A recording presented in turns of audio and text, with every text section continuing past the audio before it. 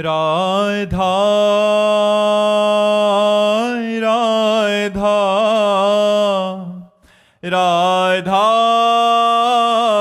राधा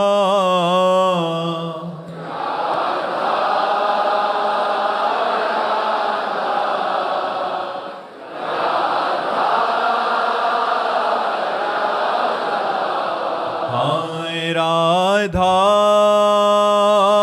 राधा राधा राधा राधा राधा राधा राधा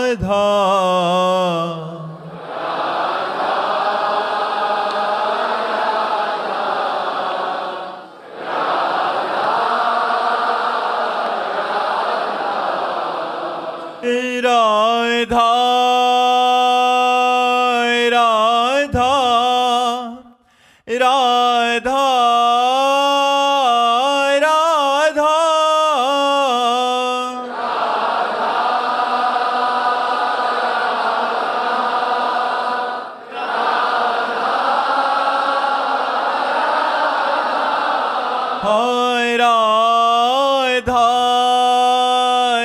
राधा राधा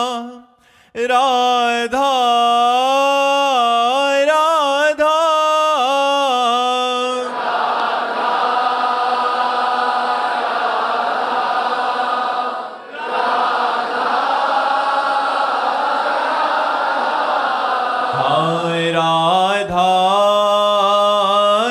राधा राधा राधा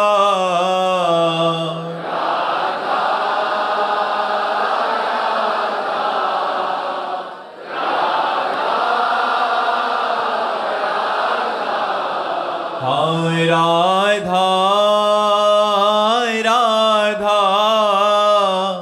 राधा राधा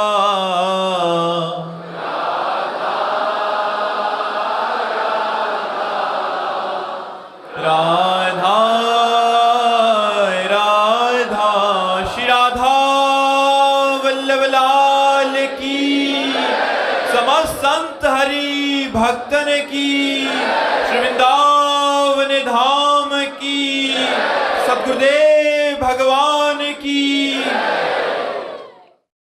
विजय जी, राधा वल्लभ श्री हरिवंश महाराज जी, संत महापुरुषों के दर्शन का वास्तविक फल क्या है? क्या संत महापुरुषों के दर्शन से प्रारब्ध बदल सकता है? पहली बात, महत्संगस्तु दुर्लभो। जिन संत महापुरुषों के दर्शन से चित्तवृत्ति का परिवर्तन होकर भगवदाकार हो जाना है, देवर्षि नारद जी कहते महत्संगस्तु दुर्लभो। ऐसे महान संतों का दर्शन दुर्लभ है। जब द्रवहि दीन दयालु राघो तो साधु संगति पाइए। जब भगवान जिस जीव पर द्रवित होते हैं, दया करते हैं, प्रसन्न हो जाते हैं, कृपा करते हैं, तब महापुरुषों का संग मिलता है। देखो, वेश धारण करना सहज है,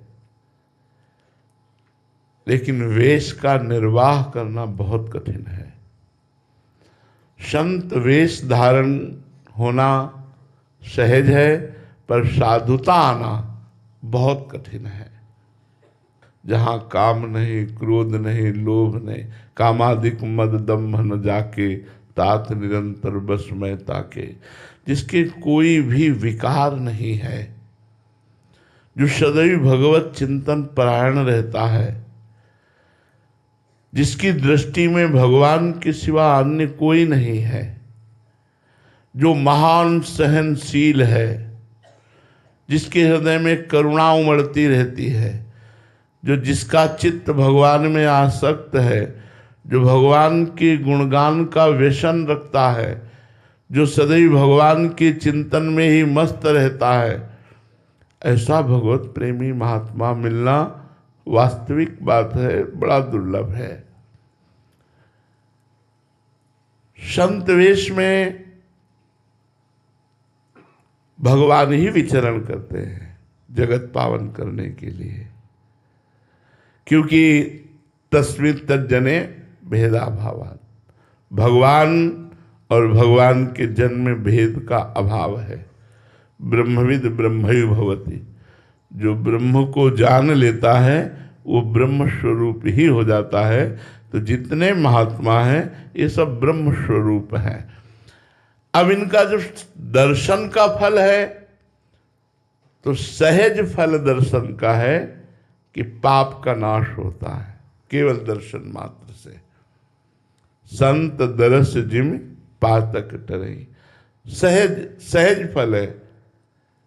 अब अगर आपने उनके चरणों में श्रद्धा प्रकट कर ली और साष्टांग प्रणाम करके, अभिमान छोड़ करके, तर्क वितर्क छोड़ करके, विनयावनत हो करके उनके चरणों में बैठ गए और उनके मुख की ओर ताकने लगे, जैसे पपीहा आकाश की तरफ देखता है कब स्वाति बूंद टपके और मैं पीऊं, ऐसे कब ये महापुरुष बोले और मेरी श्रवणेन्द्री इनके वचनामृत का पान करे।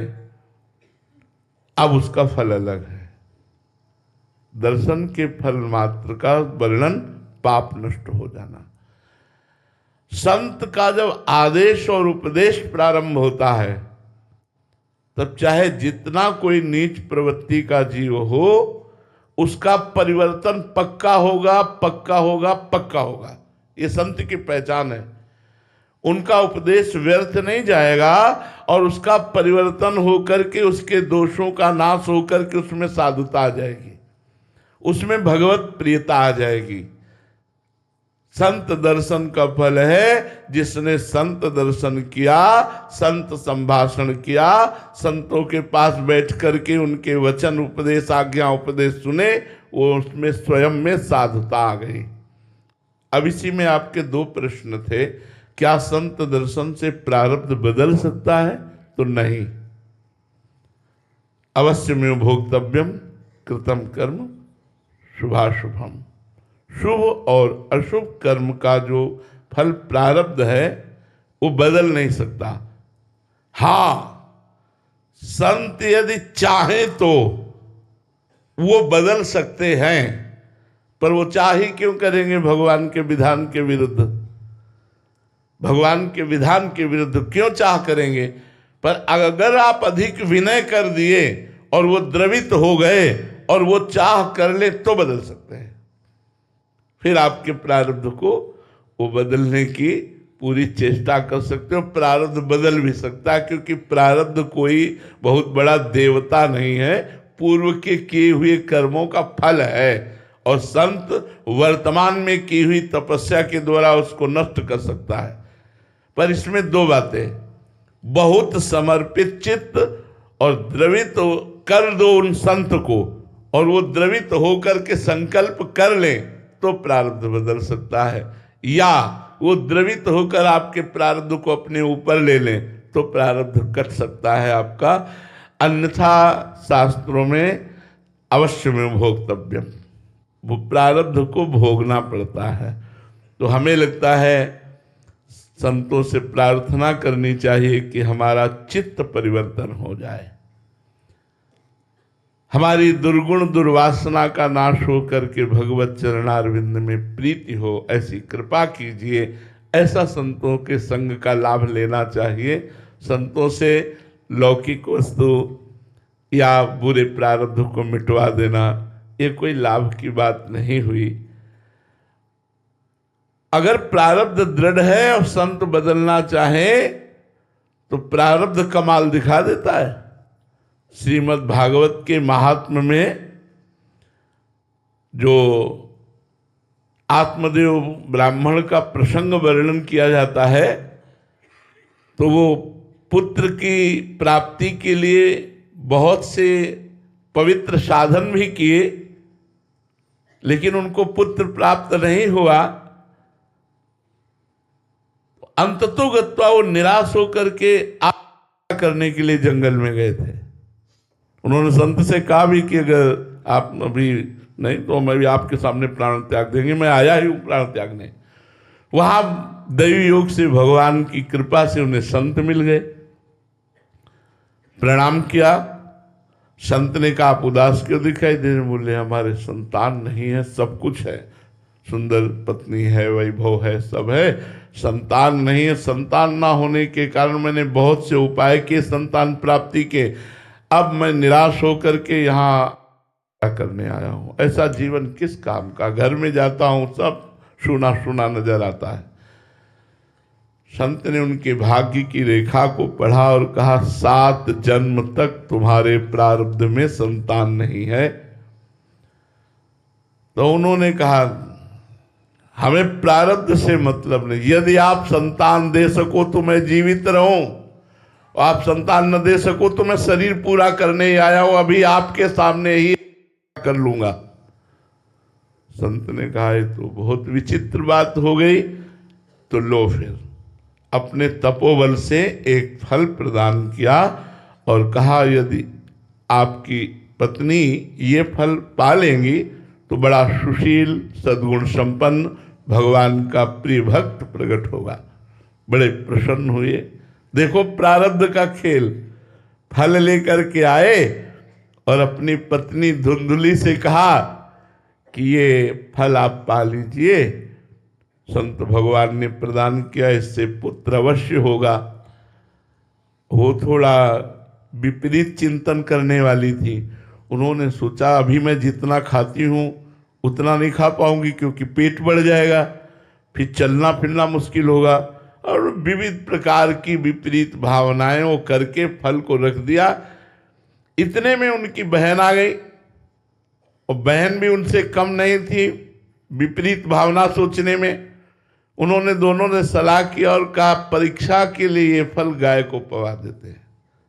देखो प्रारब्ध ने कैसा मारा झटका कि सिद्ध महापुरुष के द्वारा दिए हुए फल को गाय को खवा दिया। और बहन ने कहा मैं गर्भवती हूं, आप गर्भवती का नाटक कीजिए, जब हमारे संतान होगी मैं आपको पहुंचा दूंगी, आप अपने पति से हमें धन दिला दीजिएगा, बात बन जाएगी।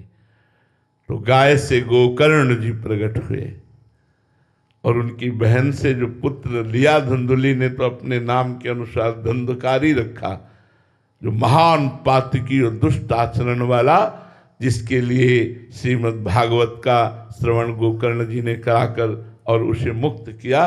तो इस प्रसंग से पता चलता है कि संत भगवान ने तो प्रारब्ध बदलने की पूरी चेष्टा की, लेकिन क्या बदला? क्या प्रारब्ध ज्यों का त्यों रहा। धुंधुली का गर्भ में कोई भी संतान नहीं आई और वो फल गाय को, नहीं तो अगर पा लेती तो पक्का पक्का संतान होती, क्योंकि वो संत के द्वारा दिया हुआ फल वो निष्फल नहीं जाता। तो प्रारब्ध अगर प्रबल हुआ तो ऐसा भी हो सकता है कि वो भ्रमित कर दे और संत की आज्ञा का उल्लंघन हो जाए। तो क्या अगर संत चाहें तो हो सकता है, क्योंकि तप में बड़ी ताकत होती है। तप अगर संत के पास एकत्रित है और वो चाहे तो प्रारब्ध के, किसी के भी प्रारब्ध को विध्वंस कर सकता है। पर प्रायः संत जन भगवान के यंत्र होते हैं, जैसा भगवान इशारा करते हैं वैसा ही करते हैं, नहीं तो उनका कोई संकल्प विकल्प नहीं होता और संकल्प विकल्प रहित महापुरुष होते हैं। पर संतों के दर्शन से भगवान में प्रीति होना ये सही फल है।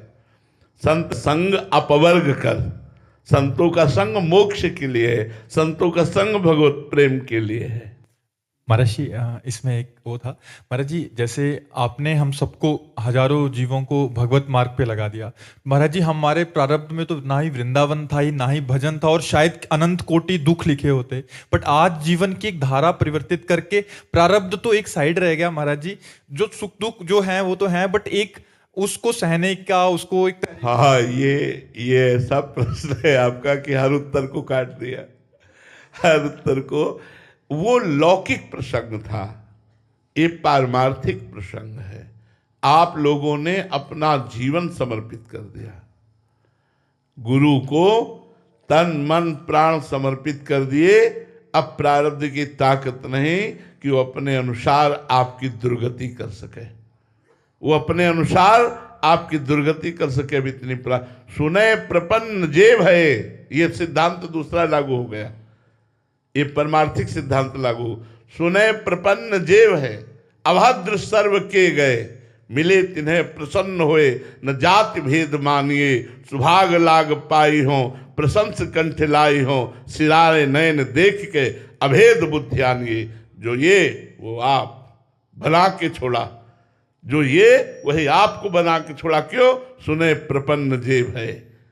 जिन्होंने सुना और सुनकर शरणागत हो गए पूर्ण मन वचन कर्म से। अब ये वृंदावन प्रारब्ध से नहीं मिला, कृपा से मिला। ये वेश प्रारब्ध से नहीं मिला, कृपा से मिला। ये नाम ये मंत्र प्रारब्ध से नहीं मिला, कृपा से मिला। लाडली जू भी कृपा से मिल जाएंगे, इसमें कोई संशय नहीं है। इसमें प्रारब्ध का नहीं, यहाँ प्रारब्ध की धज्जियां उड़ा दी गई, क्योंकि ये सिद्धांत दूसरा। कटे कर्म बंधन संसारी, सुख सागर पूरी तति भारी, विधि निषेध श्रृंखला छुड़ावे, निज आलय बन आन बसावे, आलय बन बसत संग पारस के, आयस कनक समान भयम, मांगो मन मनसी दास अपनी कर, पूरन काम सदा हृदय। कृपा की, समस्त संसारिक कर्म बंधनों को विध्वंस कर दिया और खींच लिया और अपने समीप बुलाया। और समीप बुला करके जैसे पारस के स्पर्श से जंगहा लोहा भी स्वर्ण जैसा चमकने लगता है, स्वर्ण हो जाता है। आलय बन बसत संग पारस के, आयस कनक समान भयम, वृंदावन वास प्राप्त हो गया।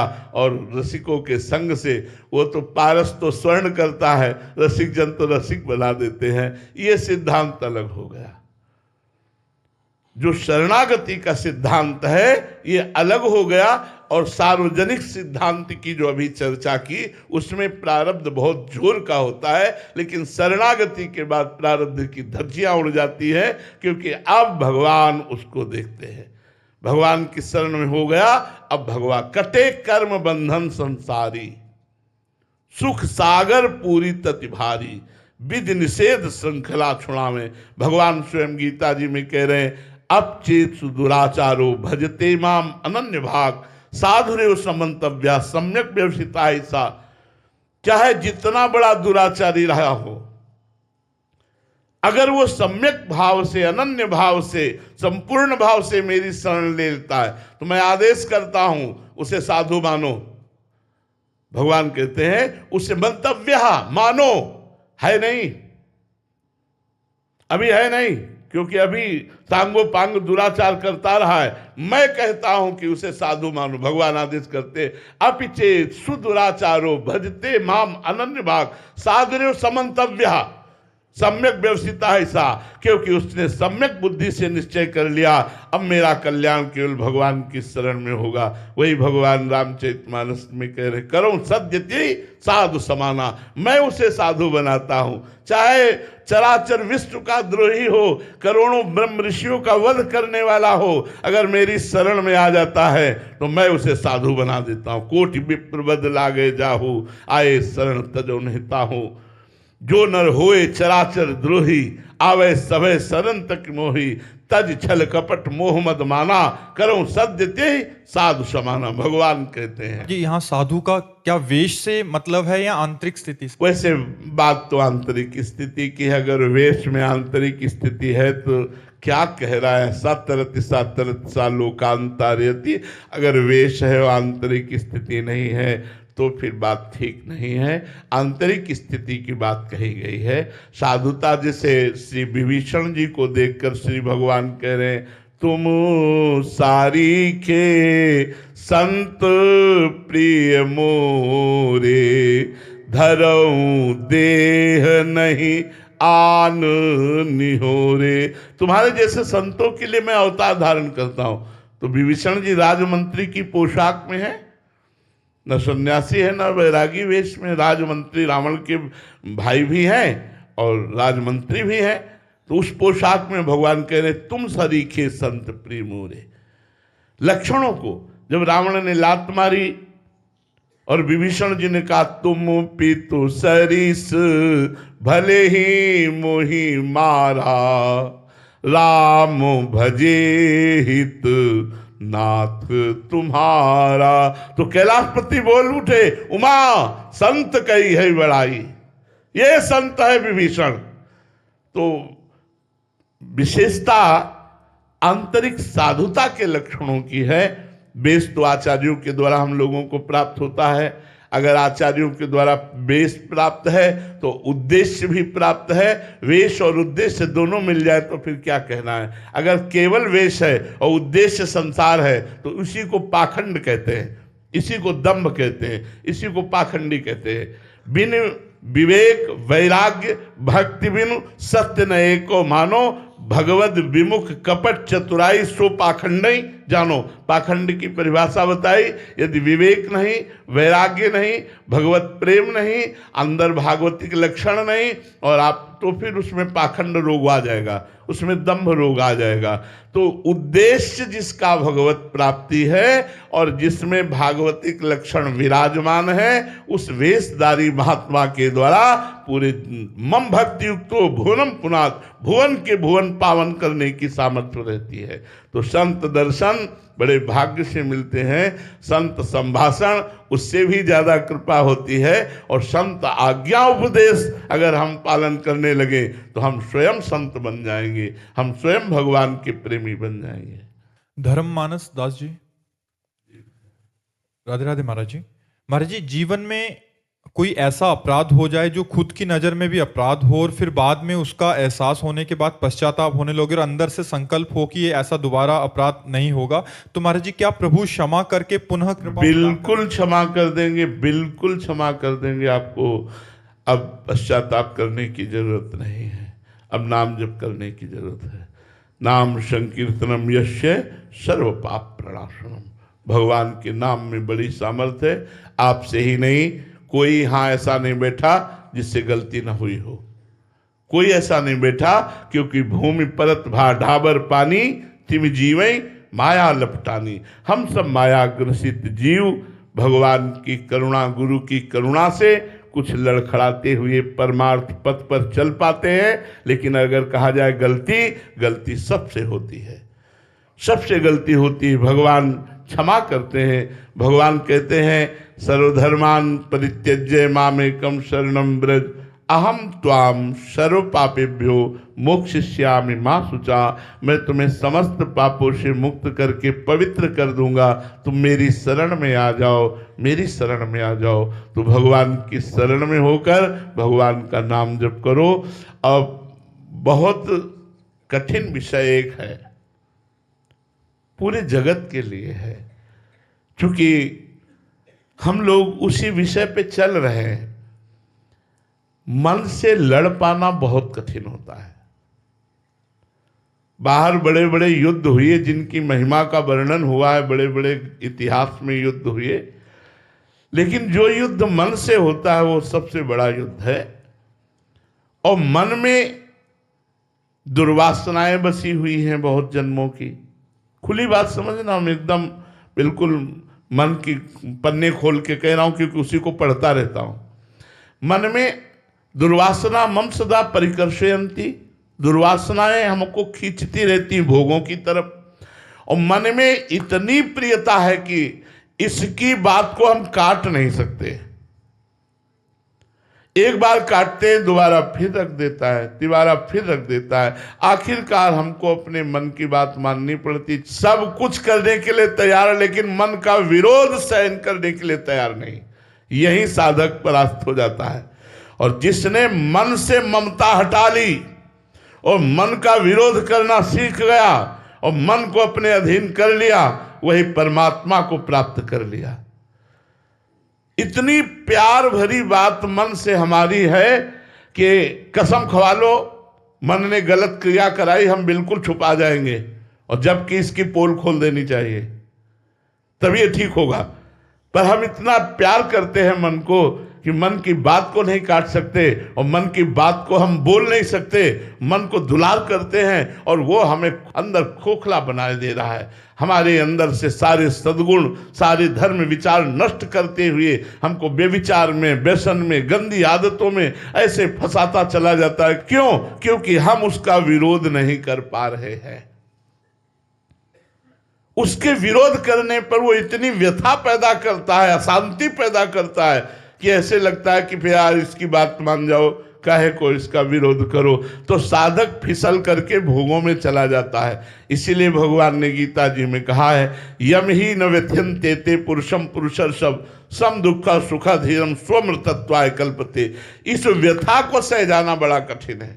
मन ने ठान लिया ये चीज खानी है, ये व्यक्ति मिलना है, ये वस्तु प्राप्त करना है, ये भोग भोगना है। अब वो एक बार नहीं, जब तक आपको परास्त नहीं कर देगा तब तक लाखों बार वो आपके सामने पेश करेगा, घुमा घुमा के वही भोगा हुआ सुख, वही नवीन बातें, वही नवीन कल्पना, वो बार बार आपको इतना, अगर एकांत हुए तब तो और चढ़ बैठेगा और आपको व्यथित करके अपने अनुसार चला देगा। बस मन के अनुसार चलने के कारण ही संसार बंधन प्राप्त हुआ है। यदि धर्म के अनुसार मन को चला दिया जाए तो मोक्ष की प्राप्ति हो जाए, गुरु के अनुसार मन को चला दिया जाए तो मोक्ष की प्राप्ति हो जाए। तो हे महात्मा जी, ये केवल आपकी ही बात नहीं है, ये हम सबकी बात है कि हम सबसे गलती होती है, पर भगवान से प्रार्थना करें कि इन गलतियों का हमारे अंदर जो वास हो चुका है ये नष्ट हो जाए। रघुनाथ जी, श्याम सुंदर जी, प्रियाजू, सियाजू, जो जिसके आराध्य देव हों, उनके चरणों में प्रार्थना करो कि मेरी सामर्थ्य तो नहीं है कि मैं इन दोषों पर विजय प्राप्त कर सकूं, पर प्रभु आप कृपा करके इन दोषों पर विजय प्राप्त करा दीजिए, नहीं तो बहुत बहुत बहुत मुश्किल है। हम लोग चल के देख रहे हैं, बहुत ही हठीला है मन। अगर इसने चाह लिया तो न भजन होने देगा, न शांति से बैठने देगा, खोपड़ी खा लेगा, बस वही चाहिए जो इसने चाह लिया है। अब उस समय भगवान नाम जप कर पावे तो निकल जाए, निकलने का रास्ता है। जिस समय अपना तांडव मचा रहा हो मन किसी भोग को लेकर, उस समय आपका कीर्तन शुरू हो जाए, राधा राधा राधा, ये शांत हो जाएगा। लेकिन उस समय कीर्तन की याद ही नहीं रहती, उस समय केवल वही भोगासक्ति छाई रहती है, स्मृति भ्रम में हो जाती है कि सुख संसार में है। ऐसी बुद्धि में बैठकर बस फिर नाश ही नाश कामा संजायते क्रोधा क्रोधा स्मृति विभ्रमा स्मृति भ्रंशात बुद्धिनाशो बुद्धिनाशात प्रणश्यति। इसलिए आप ज्यादा पश्चाताप मत कीजिए, सबसे गलतियां होती हैं, भगवान बड़े कृपा सिंधु हैं। हाँ, कोशिश करें। हम ये नहीं कहते कि कसम खाओ आज से बिल्कुल नहीं होगा, तुम्हारी सामर्थ्य क्या है। बहुत त्रिगुण में माया में बड़ी सामर्थ्य है, वो बहुत बहुत बड़े बड़े ज्ञानियों के चित्त का अपहरण कर लेती है। ज्ञानी नाम चेतांसी देवी भगवती सा बलादा कृष्ण मोहाय महामाया प्रेक्षति। इसलिए भगवान की शरण में हो, मामे वे प्रपद्यन्ते माया में ताप तरंदिते। भगवान की शरण में होकर नाम जप करो और रो रो के पुकारो तो पार हो जाओगे। सीम की चाप सके को तासु बड़ रखवार रमापति जासु। भगवान जिसकी रक्षा करने लगते हैं वही इन दोषों से निपट पाता है। नहीं तो भैया चाहे जो वेश रख लो और चाहे जिस देश में चले जाओ, ये पिंड नहीं छूटता। परम पावन वृंदावन धाम है, यहाँ प्रिया प्रीतम नित्य रास विलास कर रहे हैं, लेकिन चित्त वृत्ति अपने ही भोगों की तरफ जाती, प्रिया प्रीतम की तरफ नहीं जाती। गुरु कृपा से लाख प्रयास करो, ये भोगासक्ति की तरफ ही बढ़ती है। रुपया पैसा संसार चमक धमक मान प्रतिष्ठा शरीर भोग, यही इसके लक्ष्य रहते हैं। प्रिया प्रीतम की रूप माधुरी, उनकी कथा में, उनकी लीला में, उनकी रूप माधुरी में डूबकर रोना, इसके लिए राजी नहीं। बातें भले कह दे लेकिन राजी है भोगों की तरफ। इसलिए खूब नाम जप करो, नाम जप से बुद्धि का परिवर्तन हो जाएगा। जितना नाम जप करोगे उतनी सुबुद्धि जागृत होगी, और सुबुद्धि भगवान में लगती है और दुर्बुद्धि भोगों में लगती है। विजया जी, महाराज जी, सब तज हरि भज, ये स्थिति जीवन में स्वतः आती है या साधक को भजन भजन भजन नाम जप से आती है, ये बातों से नहीं आती। सब तज हरि भज बहुत बड़ी स्थिति है, छोटी मोटी स्थिति नहीं है।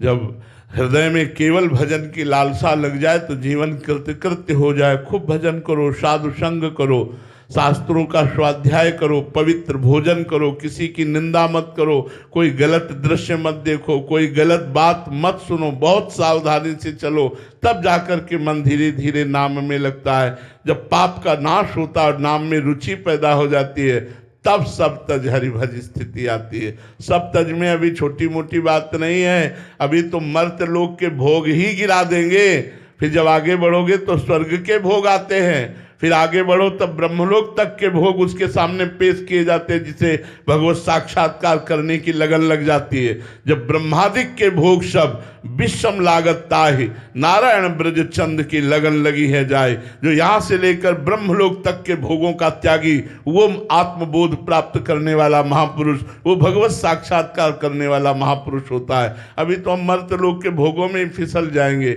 इसीलिए बहुत सावधान होकर यदि नाम जप किया जाए, निरंतर नाम जप करने का अभ्यास किया जाए, पवित्र भोजन किया जाए, किसी की निंदा न की जाए, किसी की निंदा न सुनी जाए, हर समय भगवान में, तो भगवान बुद्धि में आकर बैठ जाते हैं। तेसाम सतत युक्ता नाम भजताम प्रीति पूर्वकम ददामि बुद्धि योगम तम। इन भगवान कह रहे हमारी और बुद्धि की एकता हो जाती, योग हो जाता है, मैं बुद्धि का योग करा देता हूं, अर्थात बुद्धि भगवदाकार हो जाती है। ददामि बुद्धि योगम, भगवान बुद्धि योग प्रदान कर देते हैं। इसलिए तेसाम सतत युक्ता नाम भजताम प्रीति पूर्वकम, प्रेम पूर्वक भगवान का निरंतर भजन, भगवान की कथाएं सुनो, भक्तों के चरित्र सुनो, भक्तों का संग करो, समाज की सेवा करो निष्काम भाव से, तो बहुत जल्दी प्रेम लक्षणा भक्ति का प्रादुर्भाव हो जाए, ये सारे विकार शांत हो जाते हैं। साक्षी जी महाराष्ट्र से, राधे राधे महाराज जी। महाराज जी, मेरा स्वभाव थोड़ा जलन वाला है। मैं 2 दिन से वृंदावन धाम हूँ। यहाँ का भक्तिमय वातावरण और सभी भक्तों की सेवा भक्ति देखकर मेरे मन में कभी कभी ईर्ष्या की भावना आ जाती है कि ये लोग प्रभु की इतनी सेवा करते हैं, मैं उनसे बहुत कम करती हूँ। महाराज जी, तो इसमें रोना ना चाहिए कि ईर्ष्या ना चाहिए। जब हम किसी को अधिक भजन करते देखें, सतमार्ग में चले, तो मुझे रोना आना चाहिए कि प्रभु मुझ अधम पर कब कृपा होगी। इन सब पर कृपा हो गई, नाथ मैं तो बहुत नीच हूँ, मेरे पर कृपा कब होगी। और उनकी चरण रज लेकर माथे पर लगानी चाहिए, उनको प्रणाम करना चाहिए, उनके प्रति भाव रखना चाहिए।